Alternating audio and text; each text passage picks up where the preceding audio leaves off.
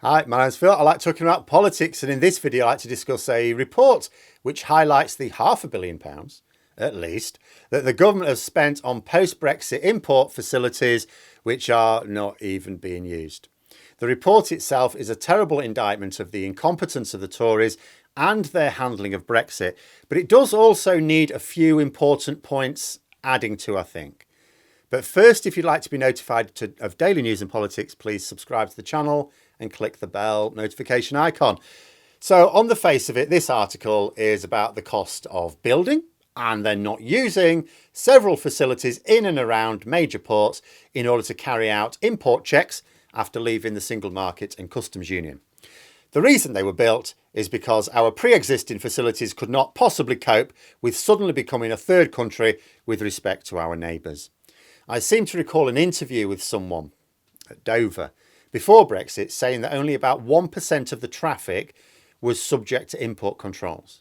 After Brexit, of course, it would be 100%. So it was clear that we were going to need a load of new facilities and staff in order to keep traffic moving while still applying proper import controls. So the government, first of all, waited for us to leave the EU before they did anything. Then they started building lorry parks in Kent. That impressed their locals. And building new facilities as well in order to prevent the roads being clogged up 24/7 with lorries.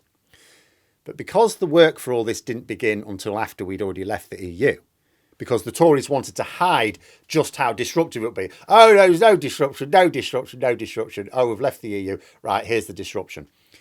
So we weren't remotely ready once we left the single market and customs union. So decisions to apply various import controls were delayed, and then delayed again, and then delayed again.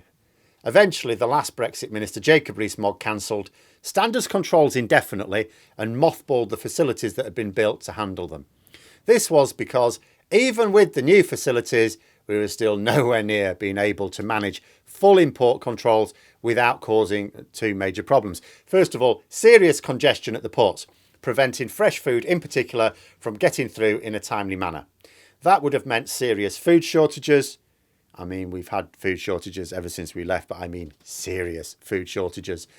Second, it would have meant more paperwork for EU exporters, many of whom would just decide not to bother selling to the British market at all. Too much hassle. That would mean even more shortages and of a wider range of goods. So the government's current position is to apply a light touch on customs controls and no touch at all on standards. This itself creates two problems and a potential problem. The first certain problem is that British businesses are now at a competitive disadvantage. EU businesses can sell all over Europe without any other paperwork other than an invoice. Not Belarus, but everyone else, pretty much. There's a few countries that are in the customs union, customs paperwork there, fair enough. But they can also sell to Britain with, again, just some customs paperwork. Now, that's still bad enough. That's a bit of a hassle. And the reason we are last on the list of customers to supply. But it's way easier than for British businesses who can only sell to the British market with an invoice. And if they want to sell to anywhere else around Europe, they have to deal with full customs and standards paperwork to do that, including Northern Ireland for many goods. This means that British businesses have higher running costs than their non-British competitors, meaning they either make less profit or they have to raise their prices higher, making them less competitive still. The second certain problem is that smugglers know we're applying a light touch with customs. That is, we are not carrying out very many customs checks at all. That means smugglers can send whole lorry loads of goods which would normally attract import duties like cigarettes, but fill in the paperwork as if it's something else. That means they can escape a fortune in import duties. Their chances of being caught are minimal. This is costing the UK Treasury, and therefore us, a load of money at a time when taxes are at a historical high and government expenditure on public services way too low.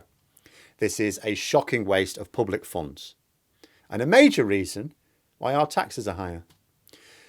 And then there's the potential problem, which will be a real problem at some point, just not necessarily yet. It's that by not applying any form of standards controls, we are much more likely to import, say, a disease which wipes out some sector of our farming. Vets and farmers are particularly concerned about our vulnerability to African swine fever. We get hit by that and the government will be getting a big kick in the balls from farmers and the public. But this is the Tory attitude. It's a problem that might happen. So why don't we worry about it when it does, rather than deal with it in advance in order to reduce the risk of it ever happening in the first place? This is why Labour wants a veterinary agreement with the EU. They know we can't realistically just apply full standards controls for many years, and the Tories barely even begun to try and have now given up. So Labour would actually have to start pretty much from scratch if they wanted to start doing that. In the meantime, if we get hit with such a disease while they're in government, they will then get the blame. So they need an agreement with the EU to reduce the risk without slowing down the flow of freight to a trickle. But in the article, you could easily be forgiven for thinking this report of £500 million spent on buildings which are not being used is a waste because they're not using the facilities. I would make the point, it's not the money that's been wasted. In fact, more money needed to be spent. It's the facilities that are being wasted. We should be using them. We should not be adopting a policy which means high risk and giving our own businesses a competitive disadvantage in Europe. Yes, we were going to have to go easy on controls for several years, but we should have built up the infrastructure to handle them at some point, and the government haven't. One thing the article does mention, which is important, is that stakeholders were constantly asking the government what they wanted from post-Brexit check-in and were never told. This is because the Tories never had a plan to manage Brexit. Donald Tusk constantly said through the process, the Brexiteers never had a plan. In fact, I think he said not even a sketch of a plan. See, for some of these Tory Brexiteers, leaving the EU was about ideology. That was all there was to it, and ideology never has a plan. For some of them, it was a way to deregulate and make pots of money for themselves and their sponsors. For some of them, it was just about stopping the party from dividing itself over Europe. Not really sure how well that last one's gone. But for not a single Tory MP was it about implementing Brexit. For not a single Tory MP was it about allowing the UK to remain strong or get stronger outside of the EU. Not one of them was thinking in those terms.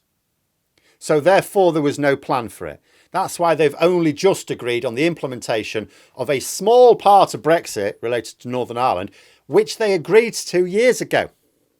Because there's a gulf between ideology and reality, and every single practical decision has to be strung out in a tortured process lasting years. In theory, putting the Northern Ireland Protocol to bed could have allowed the Tories to kickstart a more pragmatic look at Brexit. Years too late, but better late than never. They could have looked at the problems anew with practical eyes instead of ideological ones and decided to favour pragmatic solutions over ideological nonsense. But no, within days of the Windsor Framework announcement, Sunak said, maybe we don't want to be in Horizon. You what? We've also seen no sign of any further pragmatic Brexit policies. Why not? There are so many problems still to be dealt with, including our supply chains. And yet Sunak has not announced any new policies to address these. Not even an inquiry. That's what the Tories usually like to do while they're thinking about. So, let's have an inquiry to delay the decision making. The end of the article gives the government the last word, of course, about their digital border.